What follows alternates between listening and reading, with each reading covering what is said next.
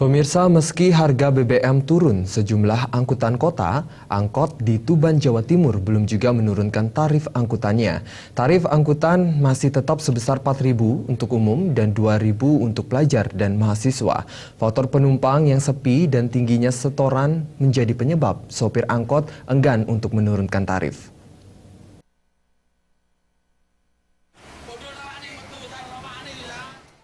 Kebijakan pemerintah yang menurunkan harga solar dan premium per 5 Januari 2016 ditanggapi dingin oleh para sopir angkot di Tuban, Jawa Timur.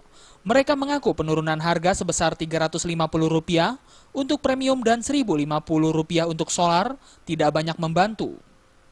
Alasannya selisih harga yang tak terlalu besar dinilai masih tak seimbang dengan tingginya biaya setoran yang wajib diberikan pada pemilik angkot. Terlebih lagi, saat ini penumpang makin hari makin sepi, sehingga masih berat bagi sopir angkot jika harus menurunkan tarif angkutan. Tarif yang digunakan para sopir angkutan masih tetap berpegang pada tarif lama, yakni sebesar Rp4.000 untuk umum dan Rp2.000 untuk pelajar dan mahasiswa. Alasannya selain penurunannya yang tak begitu besar, kondisi sopir angkot saat ini juga masih sepi. Padahal setiap harinya ia mengaku setidaknya membutuhkan 15 liter premium untuk beroperasi. Biaya operasional yang tinggi ditambah setoran yang mencapai Rp70.000 per hari dianggap masih memberatkan sopir angkot. Bahkan hasil yang didapat kadang hanya cukup untuk membeli BBM dan membayar setoran.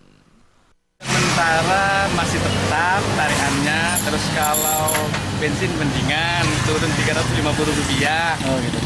Untuk umum berapa Pak sekarang Pak? Rp4.000, masih tetap Rp4.000. Anak sekolah? Masih tetap Rp2.000. Kendalanya apa sih Pak?